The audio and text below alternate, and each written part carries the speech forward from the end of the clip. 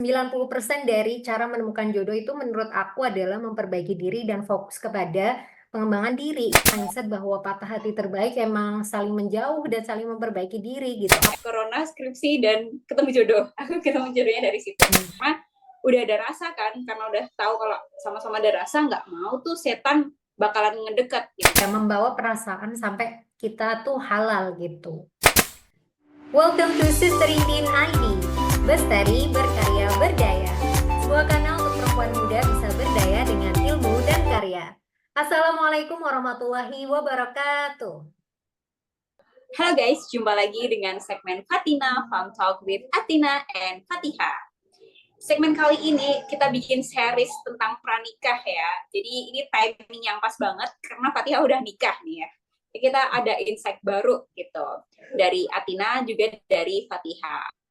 Nah, kemarin kita kasih question box di Instagram, kemudian banyak banget teman-teman yang ngisi.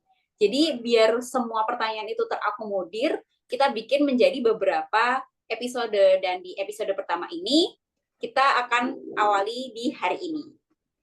Iya, jadi momennya tuh pas banget gitu kan. Dan di episode pertama ini spesial ya, spesial pranikah. Jadi Sister Indin goes to family Indin gitu kan. Dan juga kita akan ngomongin soal cerita cari atau menemukan jodoh gitu ya. Sebelum kita mulai, mungkin sisters semuanya boleh dibantu subscribe dulu nih YouTube kita di Sister Indin ID.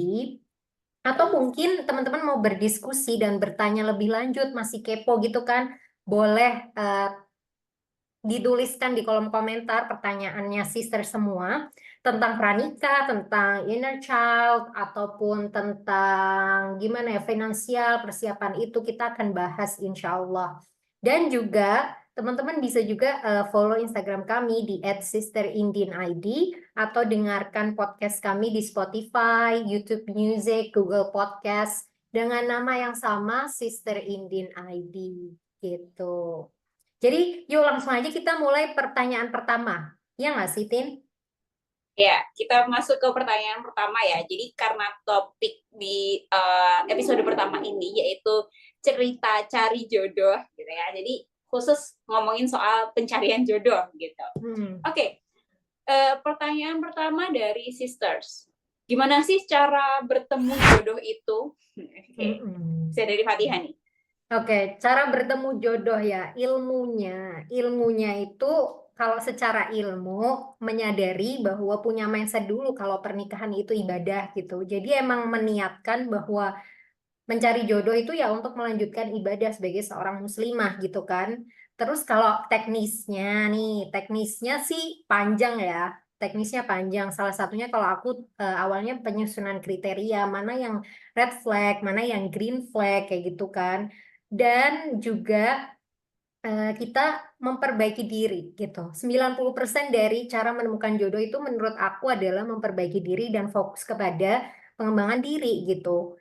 Caranya, teknisnya ya kita bergabung dengan komunitas yang mirip dengan minat bakat kita misalnya, atau hobi kita, atau passion kita kayak gitu. Dan bisa juga fokus ke profesi gitu. Jadi mungkin menyelami karir dulu gitu. Sebagai muslimah gitu, we have to be empowered gitu kan, berdaya. Dan juga kalau aku pribadi sih, menurut aku memang pada akhirnya itu emang core-nya adalah di menjaga diri atau pergaulan yang selektif gitu Tin, karena akhirnya kan ketemu nih, oh ada ya cara namanya ta'aruf gitu kan, jadinya akhirnya belajar tentang ta'aruf, terus CV making, terus akhirnya yang ngalir aja, terus akhirnya ketemu gitu di tahap atau di waktu yang mungkin tepat ya, yang dirasa ya ini pas-pas aja bagi aku. Itu kalau Atina gimana?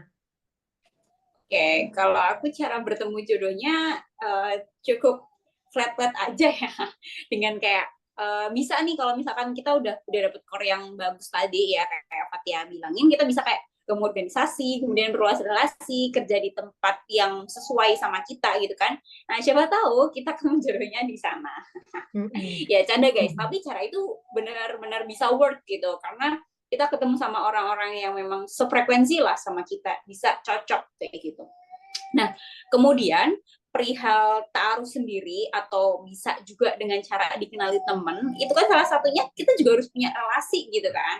Misalkan nih kita minta tolong sama teman kita buat dikenalin sama temennya gitu kan. Barangkali dia juga punya temen yang jomblo nih. Nah, teman kita itu kan akan melihat kita, oh kita itu orangnya seperti ini, kira-kira cocok sama orang yang seperti apa, kayak gitu. Kalau misalkan kita nggak punya relasi kan, kita nggak mungkin gitu minta tolong sama teman buat kayak gitu, gitu. Nah, siapa tahu dari sana ada wasilah gitu kan, kalau misalkan dia sebagai mak comblangnya gitu kan, atau teman dari suaminya dia, kayak gitu. Soalnya temanku tuh ada yang gitu, dan akhirnya menikah gitu sih. Yang pasti kita juga apa ya namanya, teman-teman kita itu pasti milih-milih dulu cocoknya yang mana sama nih anak gitu. Kalau emang enggak, ya dia mungkin bilang kayaknya nggak ada deh gitu. Coba kita cari ke teman yang lain gitu sih kalau menurutku, salah satu cara yang lain lah ya, ini dari relasi. Iya, jadi kalau Atina tuh fokus ke relationnya gitu, Mak Comblang. Kalau Fatia mungkin fokus ke diri sendiri gitu. Yang dua-duanya tuh ya harus diikhtiarkan gitu kan ya, memperbaiki diri dan juga apa namanya, memperbaiki circle gitu, Kak sih. Bener, bener banget. Oke, tadi itu pertanyaan menarik dari netizen yang pertama. Yang kedua nih kita bacain ya. Ini menarik juga. So, perempuan yang Oke, melamar. Jadi ini perempuan yang melamar dalam tanda kutip atau memilih atau menembak orang laki-laki dulu terlebih dahulu itu pendapat kalian gimana? Pendapat kamu gimana, Tin? kalau menurutku ya, kalau misalkan dia pakai istilah melamar, melamar itu secara Islam itu tetap dari laki-laki. Ya, perempuan nggak boleh kalau melamar dulu. Cuman kalau jatuhnya adalah nembak ya, atau memilih confess lah ya bahasa anak mudanya gitu kan. Kayak misalkan Khadijah ke Rasulullah. Beliau kan yang ibaratnya confess duluan meskipun lewat perantara kayak gitu. Boleh, boleh banget gitu. Karena kan kita ngelihat mungkin dari sekitar kita gitu kan, ada kayaknya cowok yang oke nih minta tolong teman kita buat nyampein dia lagi available nggak, bisa nggak kalau misalkan ke jenjang yang serius kayak gitu, itu nggak apa-apa. Misalkan dia adalah laki-laki yang baik, insya Allah dia akan menerima itu juga. Kayak Rasulullah gini kan, di ibaratnya dikonversin sama Khadijah, ya tetap juga Rasulullah yang ngamar gitu. Jadi bedain antara ngelamar sama converse kayak gitu. Karena Mm-mm. pernah ada tren kayak gitu sih beberapa waktu yang lalu di Indonesia deh. Keren gimana kalau perempuan melamar gitu, bener-bener Iya, yang perempuan ngelamar dulu. Bener. menyatakan Kayak will you marry me gitu. oh gitu. Sebenarnya mungkin kalau di Islam tuh khidbah gitu ya. Khidbah itu kan lebih ke ya pasti ikhwannya yang melamar duluan gitu. Nah, tapi confess menurut aku pribadi, confess sebagai wanita itu boleh-boleh aja sih kayak, tapi harus ini harus tanggung konsekuensi kan. Kamu mungkin nggak bisa lagi menahan perasaan itu, terus kamu ingin menyatakan itu gitu kan, ala-ala remaja.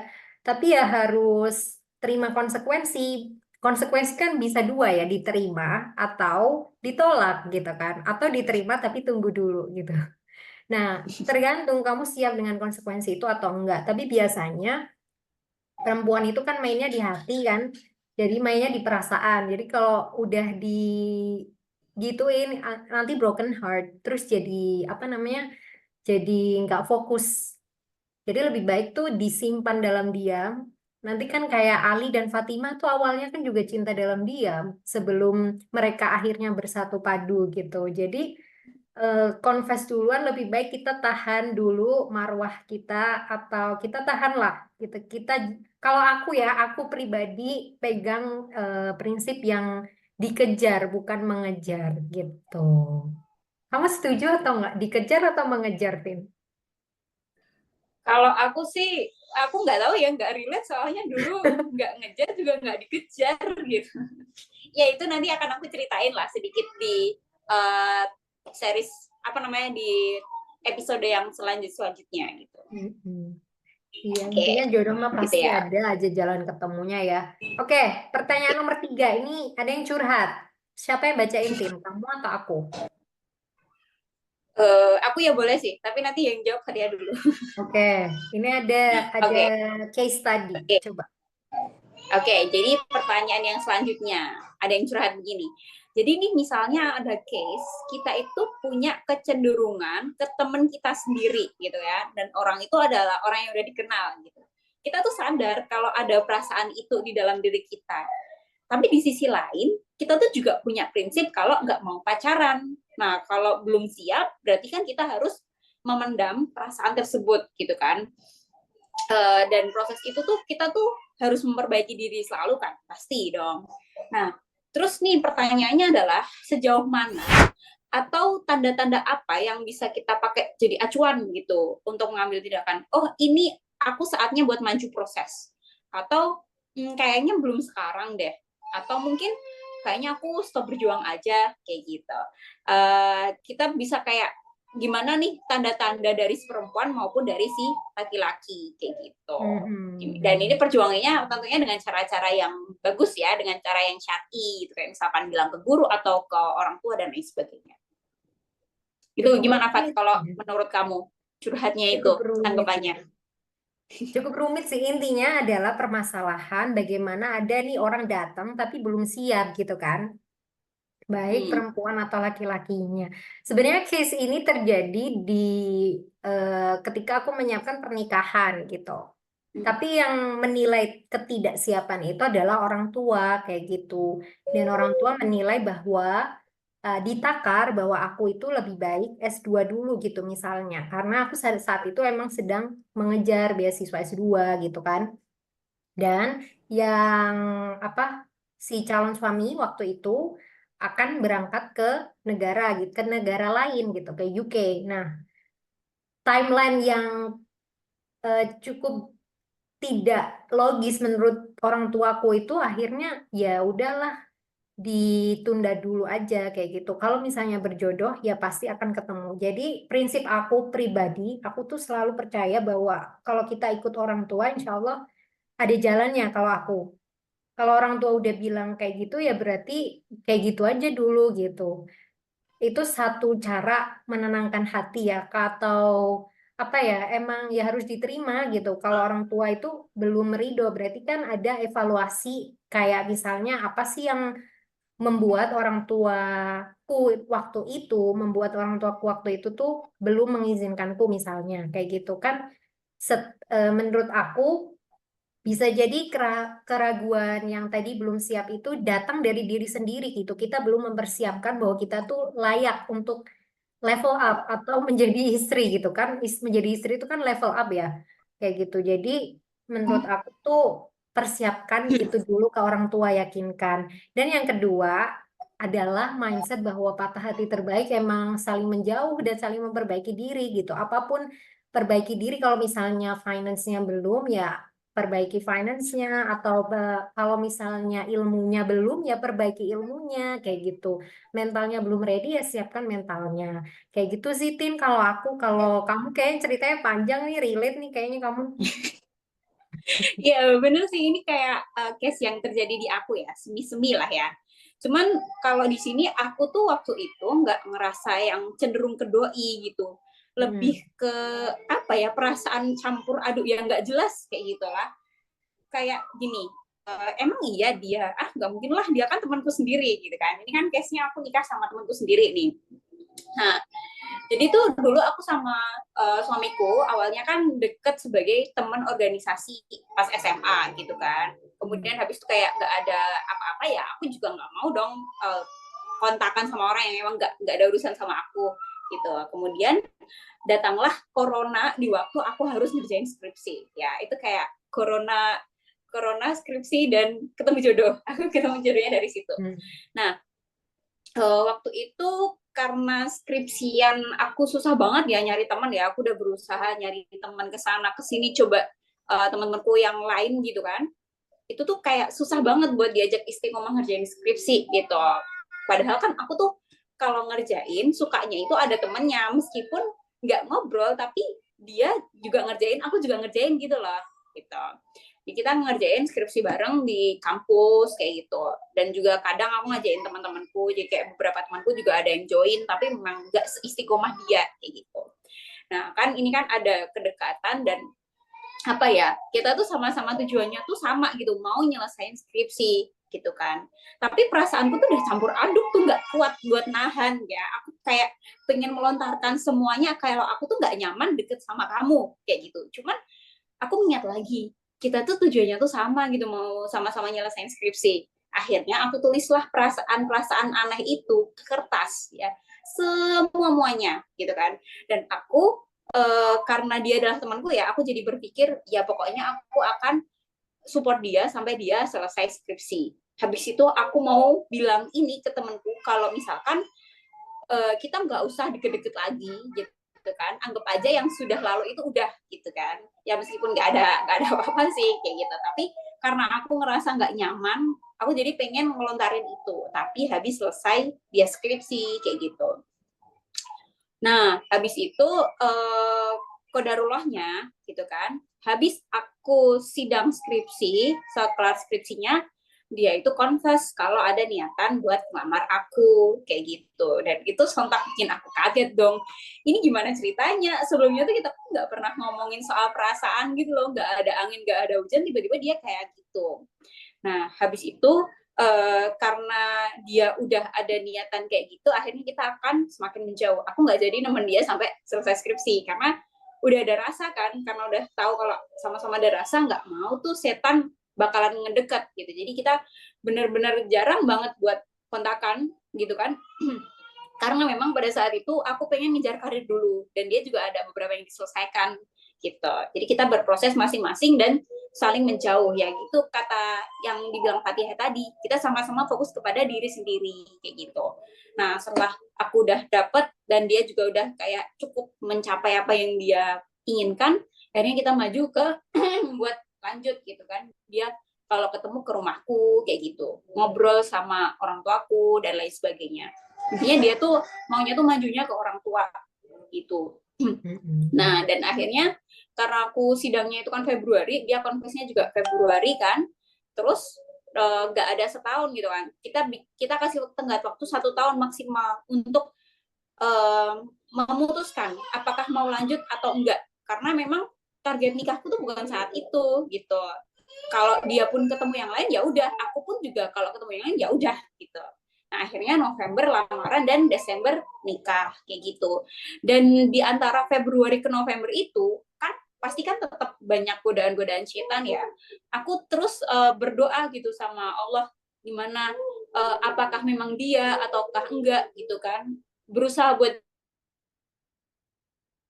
karena aku orangnya logis ya, jadi aku tulis tuh kelebihannya, kekurangannya gitu kan. Kira-kira dari kekurangan ini bisa nggak sih masih aku tolerir kayak gitu, bisa nggak sih untuk dijadikan pendamping hidupku kayak gitu. Ya gitulah.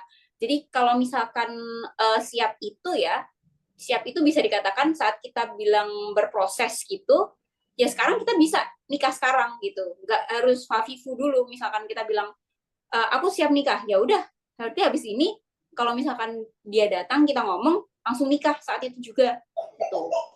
Yang tahu itu ya diri sendiri. Gimana cara mengidentifikasinya adalah kita minta sama Allah gitu. Kalau mau realistisnya ya kalian, kita bisa nyatet tuh apa aja kompetensi yang bisa kita anggap kita itu siap, dan kalau kita nggak siap itu berarti kan ada yang belum selesai lah. Gimana cara menyelesaikannya ini kayak gitu. Jadi yang bisa tahu diri sendiri juga sih. Misalkan mau memperjuangkan, aku sih lebih prefer misalkan kitanya udah siap dan kita ngeliat kayaknya dia juga oke deh, ada rasa ke kita deh, boleh confess duluan, misalkan lewat guru ngajinya atau lewat temennya yang nggak bocor kayak gitu ya. Kalau misalkan dia orang baik, dia akan menerima juga kok. Gitu sih. Kalau orang kita kan niatnya cari calon buat dinikahin gitu, bukan buat yang sekedar main-main kayak gitu sih kalau aku. Dan tambah perspektif juga sebenarnya, kalau kita sebagai cewek tegas bilang nggak mau pacaran gitu di awal tuh pasti juga maksudnya gini, proses tuh dibuat objektif gitu loh. Jangan sampai dibuat kebawa feeling dulu gitu loh, dibuat objektif. Kalau ya bilang kalau belum siap ya nggak mau pacaran seperti Atina tadi. Aku pun juga begitu dalam prosesnya dan menjauh gitu. Kalau misalnya memang sudah siap dan Allah memang mempertemukan dan menurut kamu itu benar kata Atina yang tahu tuh diri sendiri, menurut kamu itu waktu yang tepat ya silahkan gitu. Confess atau bilang kalau misalnya ini udah waktunya nih misalnya kayak gitu. Dan aku setuju banget nih sama Atina yang dalam prosesnya memulai proses Februari sampai November tuh tetap meminta doa ke Allah ya kayak apakah benar dia? Kalau aku juga orang logis kayak kekurangan dan kelebihan kayak gitu kan. Dan pokoknya jangan sampai kayak hmm, apa ya membawa perasaan sampai kita tuh halal gitu. Kan harapannya gitu ya. Orang yang berprinsip nggak pacaran. Nice. Iya. Itu cerita menarik Oke. dari Atina. Terus, Ini kayaknya terus buat episode ini kita satu pertanyaan lagi deh, Pak. satu Nanti pertanyaan kita lagi. lanjut Ini lagi. bagus nih. Oke.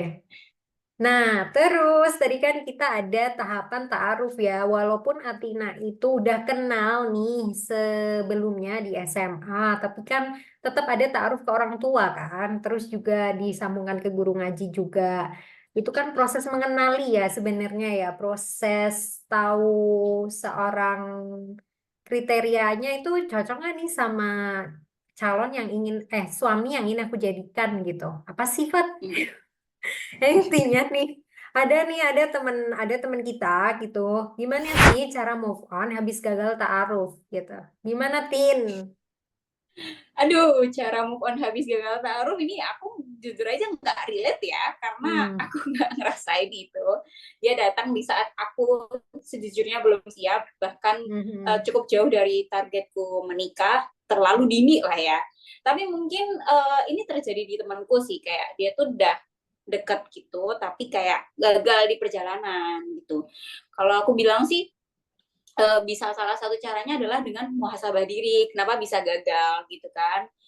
Kalau misalkan yang mutusin dari kegagalan itu yang mutusin pihak lawan kita, kayak misalkan dari laki-laki gitu kan, coba kita boleh kok misalkan kita nanyain gitu kan, apakah ada dari kita yang membuat dia apa namanya merasa bukan itu dan itu bisa diperbaiki oleh kita gitu kan. Jadi misalkan kita dan dia ngerasa kekurangan kita itu kurang cocok untuk dia gitu kan. Nah, kita bisa minta ada hak ya buat menanyakan hal itu, boleh banget gitu kan. Itu bisa jadi bahan muhasabah kita kayak gitu. Jadi bisa kita ada modal buat memperbaiki diri. Taaruf tuh nggak cuma proses taaruf aja, tapi kita evaluasi apa yang kurang gitu kan, sehingga bisa diperbaiki di uh, kemudian kayak gitu. Dan kita juga minta sama Allah biar dilupakan dari orang tersebut. Kita coba aktivitas-aktivitas baru yang sekiranya bikin lupa sama dia. Kayak gitu sih kalau aku sih. Tapi Mhm. ini mungkin Fatia relate atau enggak ya? Bisa kalau Aku relate aku soalnya. aku gimana ya? Mungkin aku nggak relate banget, tapi aku tak paham konsekuensi dari ta'aruf. Ta'aruf yang dimaksud mungkin yang ta'aruf yang dimaksud si penanya ini ta'aruf yang benar-benar tuh orang baru gitu kan, belum pernah ketemu, Hmm. terus merasakan rasa tertarik dan hanya tukar CV gitu. Yang Hmm. tahu sekilas aja mungkin ta'aruf yang dimaksud itu seperti itu, kurang tahu ya. Kalau Atina kan ta'aruf itu kan artinya mengenal, proses perkenalan. Atina sejatinya tuh juga doing ta'aruf gitu, tapi waktu SMA dan dilanjutkan ketika skripsi gitu kan. Tapi itu chances untuk berhasilnya itu lebih tinggi karena itu udah personal gitu. Tapi kalau ta'aruf yang dimaksud orang ini tuh mungkin yang business communication gitu ya. Mau nggak mau kan itu bisnis ya. Maksudnya omongan serius gitu. Omongan serius yang bisa investasinya tuh sampai akhirat gitu. Jadi, yang bisa dilihat dari sini adalah untuk tarif yang semacam ini kita harusnya tuh objektif, nggak pakai feeling dulu. Boleh sih jatuh cinta duluan, kayak maksudnya tertarik, terus akhirnya menyebarkan CV gitu kan, itu kan ikhtiar gitu. Ikhtiar untuk mendapatkan jodoh, tapi kalau bukan dia, bisa jadi kan, bisa jadi Allah tuh sedang menghindarkan kamu, ini si penanya, dari orang yang tidak tepat gitu. Atas pilihan konsekuensi kamu karena ingin lewat ta'aruf aja jalannya, nggak ingin yang lewat misalnya pacaran atau dikenalkan oleh orang tua gitu. Mungkin kurang dengan seperti itu. Mungkin inginnya yang ta'aruf gitu, yang sama-sama tukar CV gitu. Nah, itu satu dulu ya yang perlu disadari dari proses ta'aruf dan juga mungkin kelegaan gitu bahwa Allah tuh sedang menjaga kamu loh bisa jadi. Dan yang kedua itu adalah secara teknisnya kalau ta'aruf yang dimaksud adalah yang CV, tukar CV, kayak ketemu di ini aja lah, perjodohan online gitu kan, tukar CV, terus ada pranikah discussion, terus akhirnya khitbah, terus akhirnya teknis melamar, kayak gitu-gitu. Kalau emang itu yang dimaksud ta'arufnya secara teknis, mungkin bisa dievaluasi dari segi timelinenya.